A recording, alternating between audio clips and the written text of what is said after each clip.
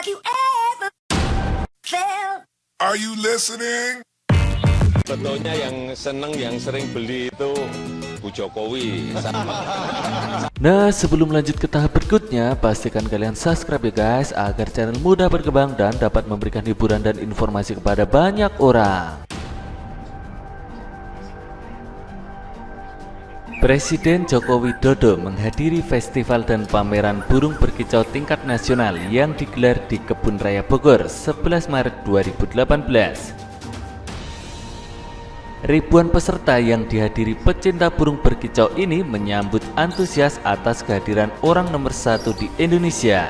Pada gelaran pembuka, Presiden Joko Widodo menggantangkan burung sebagai simbolis bahwa gelaran tersebut telah dimulai. Murai batu Kitaro milik Dede Brebes berhasil memenangkan lomba dan sempat beredar kabar bahwa Presiden menawar Kitaro. Jadi sebenarnya tidak ada penawaran dengan angka 600 juta.